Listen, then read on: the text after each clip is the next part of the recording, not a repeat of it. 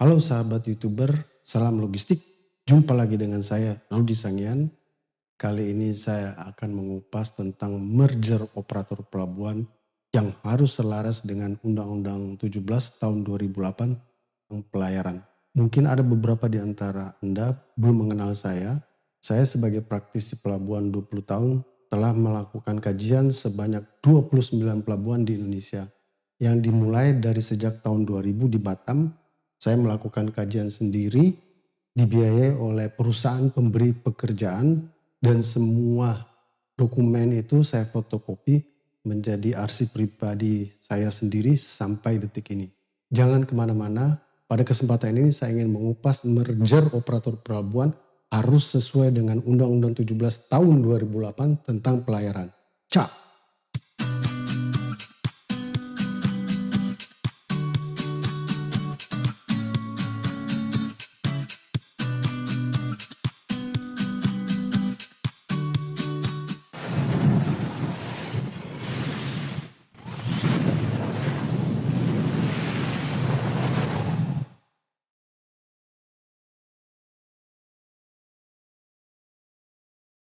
Jadi begini ya, ada 5 hal yang saya ingin bahas tentang merger operator pelabuhan yang harus sesuai dengan Undang-Undang 17 tahun 2008. Yang pertama, adanya ungkapan merger operator pelabuhan yang bertujuan untuk menstandarkan layanan manajerial operator pelabuhan.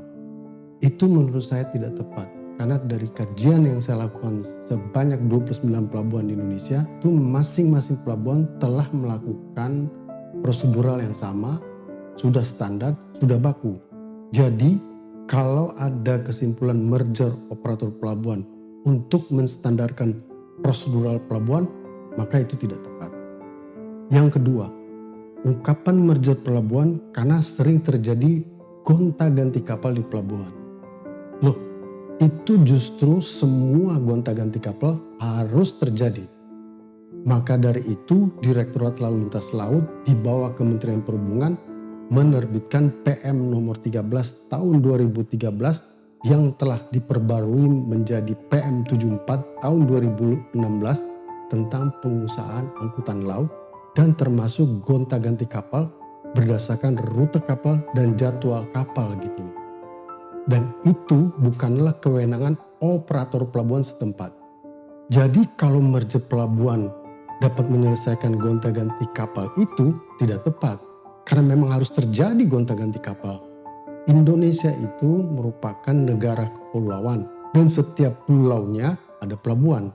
Memiliki puluhan ribu kapal berbendera Indonesia dan di setiap pelabuhan pasti terjadi alih angkut alias gonta-ganti kapal.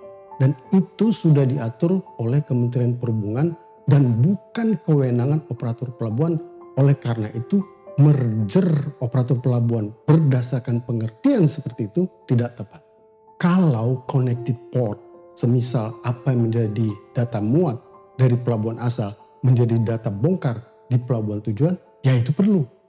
Dan gak usah merger operator pelabuhan. Dan pelabuhan Singapura telah lakukan hal itu dengan beberapa pelabuhan negara lain. Itu sudah lama.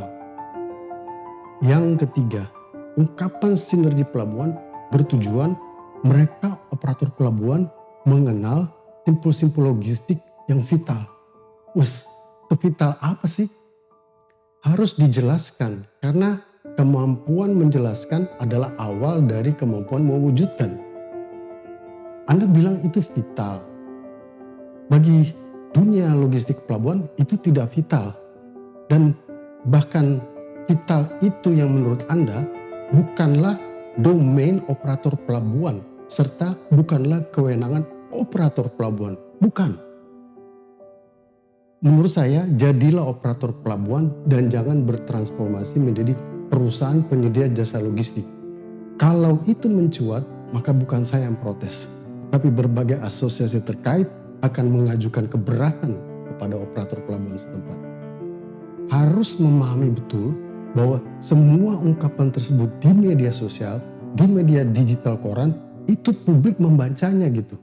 Menurut saya yang kurang justru di manajemen operator pelabuhan adalah unit kerja logistik yang fungsinya melakukan koordinasi secara internal dan eksternal kepada agen kapal sebelum mengajukan permohonan kapal di pelabuhan setempat.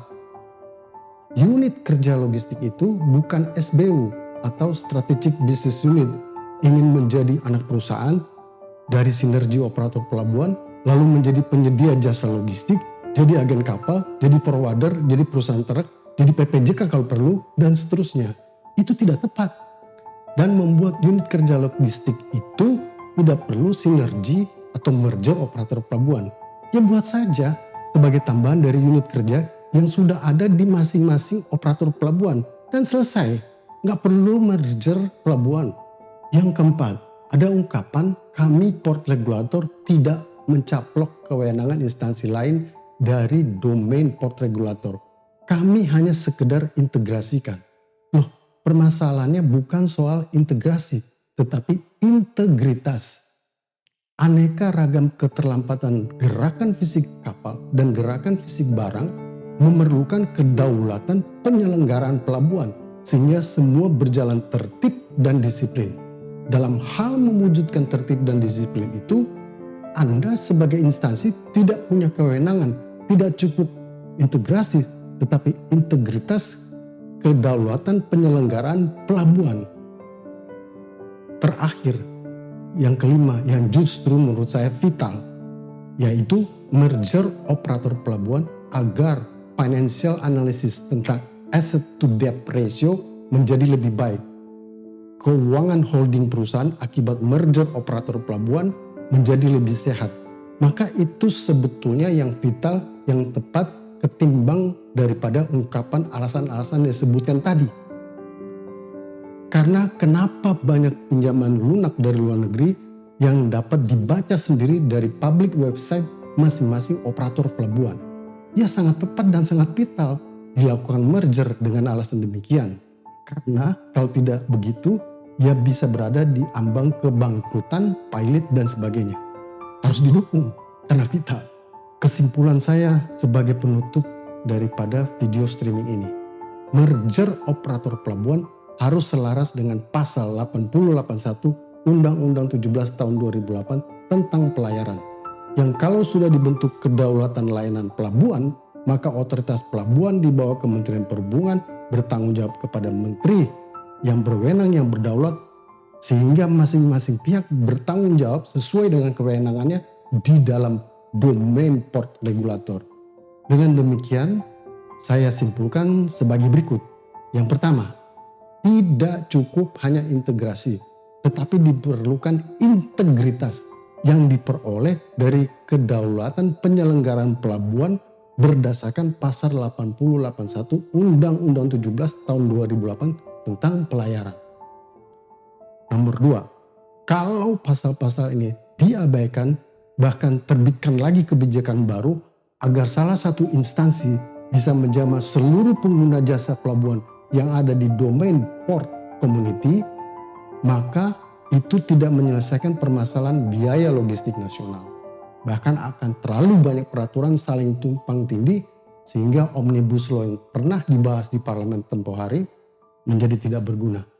Jika butir 1 dan butir 2 di atas juga tidak diminati, tidak juga menjadi perhatian pemerintah, maka masa depan logistik Indonesia senantiasa berpotensi tetap berbiaya logistik tinggi. Anda tahu kalau biaya logistik tetap tinggi, maka jangan berharap adanya pertumbuhan sumber-sumber ekonomi di sekitar pelabuhan yang berupa kawasan industri baru yang dapat menyerap tenaga kerja baru. Demikian pandangan saya, salam logistik.